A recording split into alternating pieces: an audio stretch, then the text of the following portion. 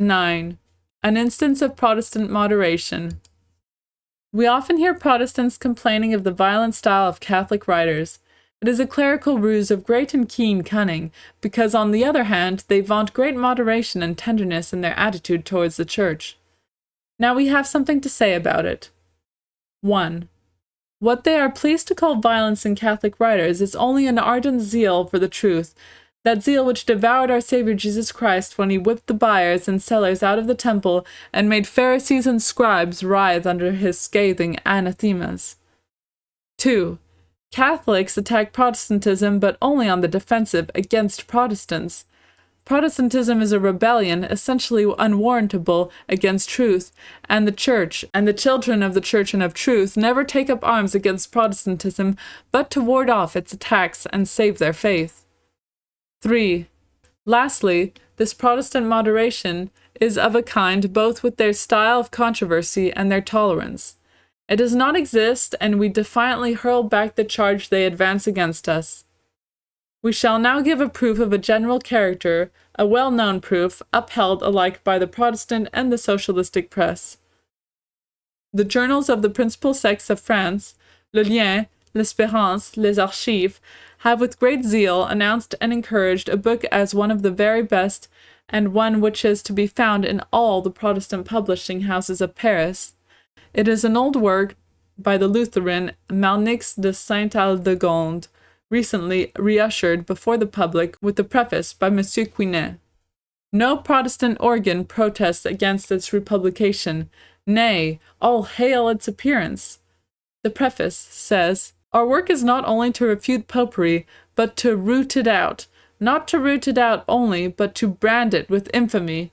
Not only to brand it with infamy, but to stifle it under the mire." Page 7. Catholicity must be done away with.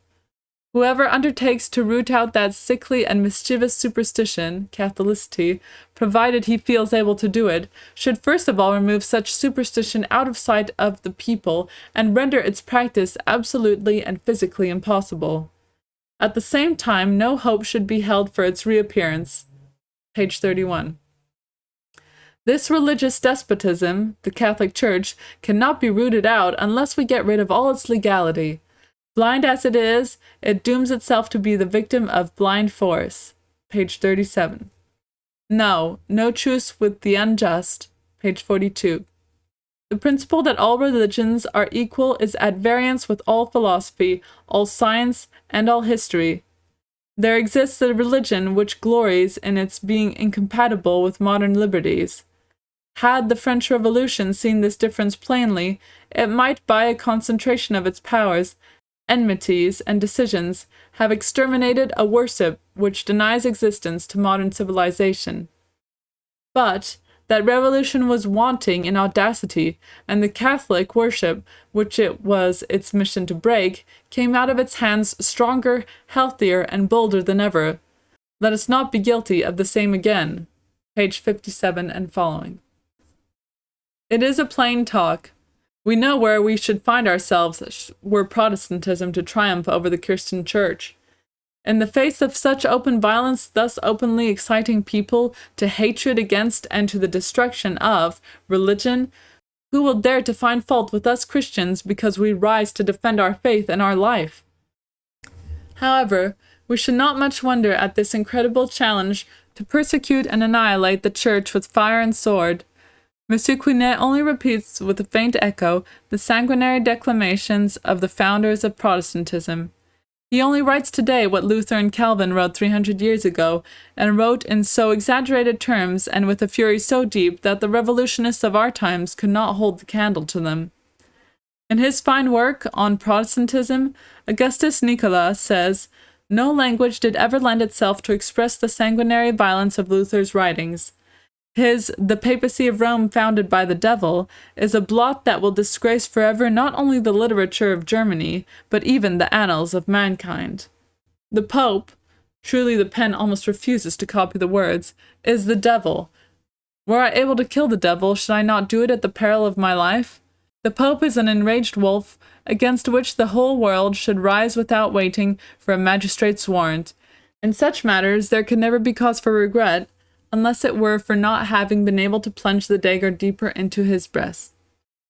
No sooner were the Pope convinced by the gospel than the whole world should rush and fall upon him, slaughtering him, and with him his emperors and kings and princes and lords without mercy. Yes, we should fall upon them with all kinds of weapons and wash our hands in their blood. Monarchs and princes and lords who belong to the crew of the Roman Sodom should be attacked with all kinds of arms, and we should wash our hands in their blood. Shall I mention Calvin, whose pen perpetually flourished the epithets of rascal, drunken sot, raving madman, beast, hog, donkey, dog, etc.? Hear him.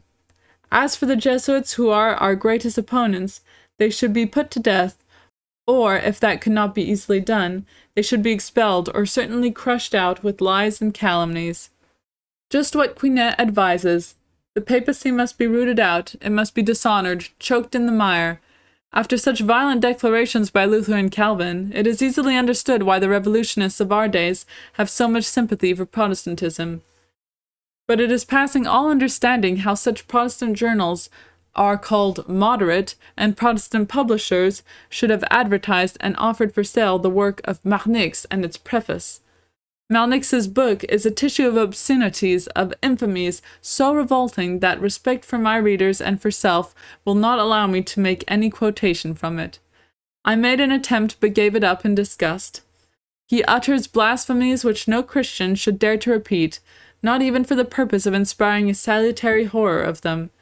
And yet there you have a Protestant work, republished after 3 centuries in Belgium with the aid of a national subscription of Protestants, infidels, and Freemasons, and it is sold in noonday light in Paris, a Catholic city.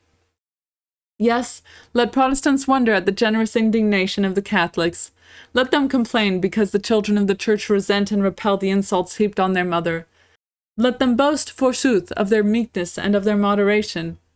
Questi moderati sono gente di rabbia infinita, said to me once an Italian priest.